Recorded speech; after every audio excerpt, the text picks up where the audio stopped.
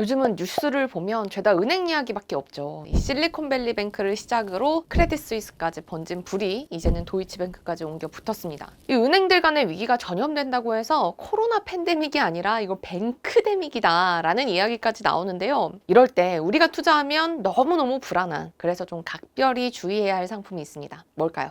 바로 ETN인데요. 오늘은 이 2008년 리먼 브러더스 사태 때 상황을 좀 되짚어 보면서 이 은행들이 흔들리는 상황에서 ETN 투자가 왜 위험한지, 이 발빠른 기관 투자가들은 ETN에서 지금 왜 슬금슬금 자금을 빼고 있는지, 그럼 대체 어떤 상품이 여기에 해당하는지 이거에 대해서 좀 자세하게 들여다보겠습니다.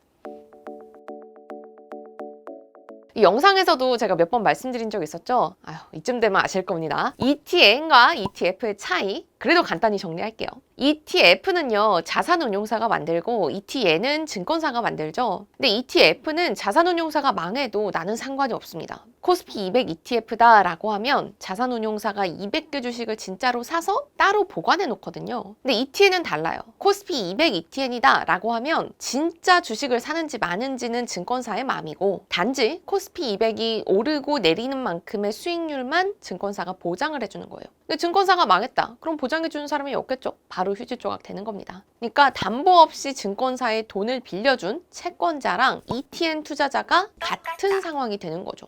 그래서 평소에는 사실 ETN이나 ETF나 투자자 입장에선 똑같아요. 어차피 내가 투자한 상품이 따라가는 지수만큼 수익이 나오니까요. 그런데 ETN을 발행한 증권사, 투자은행이 불안할 때는 얘기가 달라집니다.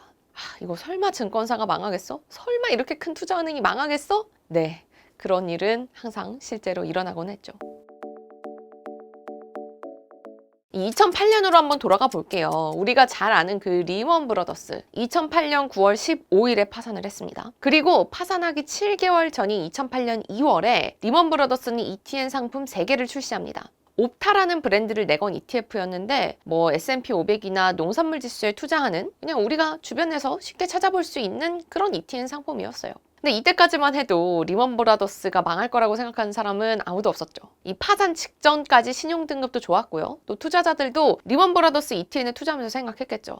설마 망하겠어? 근데 그 일이 실제로 일어났습니다. 2008년 9월 15일, 물론 사람들은 이 소식이 전해지자마자 리먼 브러더스의 ETN을 시장에서 다 내다 팔았습니다. 바로 상장 폐지가 되지는 않았으니까요. 근데 문제는 당일에 ETN을 판다고 해서 투자금을 회수할 수는 없었단 거죠.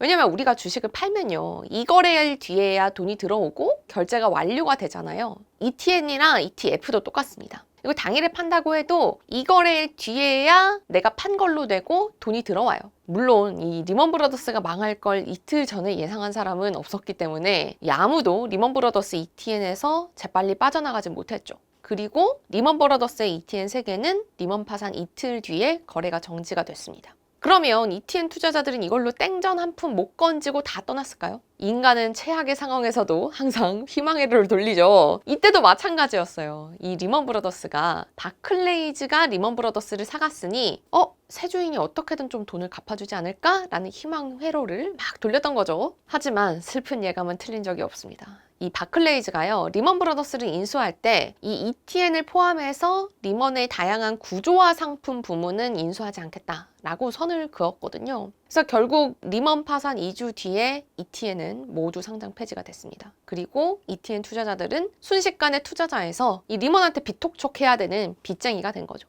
이 리먼이 파산 절차를 밟으면서 굉장히 지루한 과정 끝에 투자자들은 총 투자 금액의 절반 정도는 돌려받을 수 있긴 했는데, 시간은 시간대로 걸리고 투자금도 반토막이 났습니다.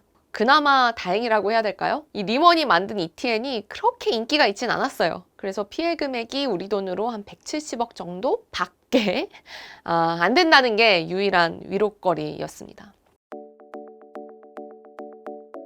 그러면 여기서 이제 좀 궁금한 게 생기실 거예요. 아니, ETF나 ETN이나 투자할 땐 비슷한데 이거 어떻게 구분하느냐? 내가 투자한 상품이 위험한지 아닌지 어떻게 아느냐? 겠죠?